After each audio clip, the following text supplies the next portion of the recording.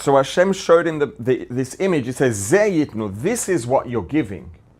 Right? So Hashem says, they're going to give a half shekel.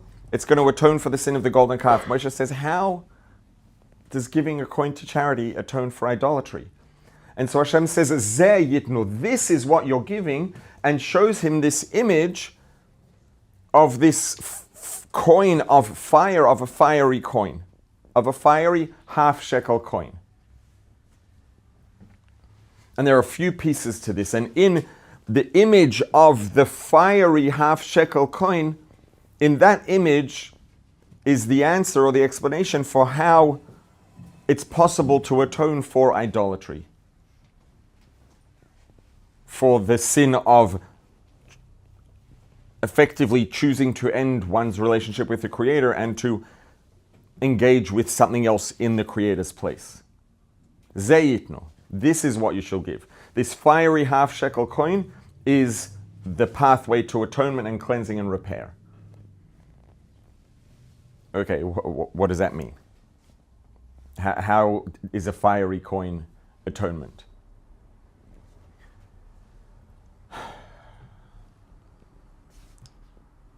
So,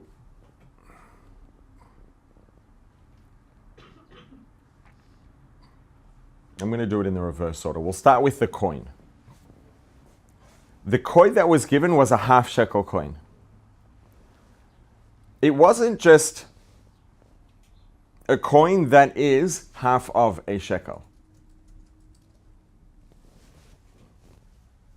And in a sense, growing up in Australia, we had, I don't know what coins they have now. They got rid of some of the small ones. I don't know what they're up to. But there's a 20-cent coin, a 50-cent coin. No one refers to the 50-cent coin as a $50. It's just called 50 cents. Here in the States, a 25-cent coin is called a quarter. A quarter doesn't just mean a quarter of a dollar. A quarter is now its own noun, which is there is a coin that is called a quarter. The half shekel is the same thing. A half shekel is not just, the term half shekel is not just a description of an amount, it's a half of a shekel. There is a coin called a half shekel, and it actually has its own name. There's a separate term for this coin, it's called a beka. Beka is a half shekel coin. So this half shekel coin is 10 geira. Geira would be a 20th of a shekel. It would be the closest thing would be pennies, or I guess it would be a nickel here. Equivalent relative to, if a shekel was a dollar, then a geira would be a nickel. But again, the Torah says this is what they shall give, half a shekel. 20 geira is a whole shekel, they should give half a shekel. Is Hashem making sure that Moshe doesn't make a mistake in the math? Just by the way, Moshe Rabbeinu, the greatest and wisest teacher in all of history, just don't get confused. Half of a shekel is 10 geira. Obviously not. So what's going on here? What are all these things that Hashem's telling and pointing out that like Moshe knows? Moshe knows how many geira are in a half shekel. And the Torah spells it out for a reason, because the 20 geira, the fact that a shekel is 20 geira, and then a half shekel is 10 geira, represents something that is fundamentally important. And not just fundamentally important, but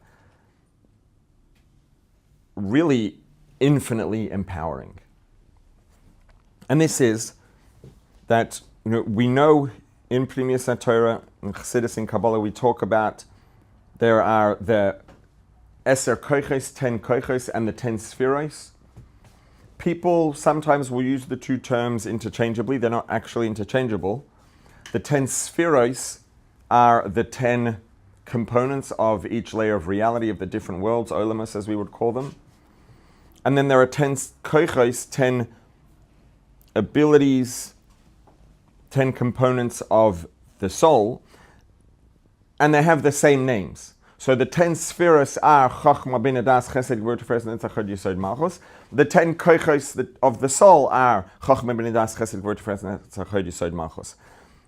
But Chachma of the soul and Chachma of a layer of reality are not the same thing, obviously.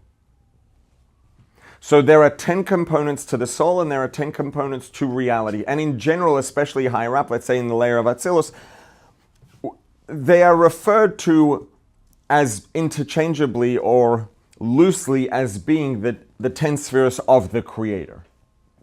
Because once you get that high up at that level of reality, everything is so divine that the distinction between the reality and the Creator gets very blurry.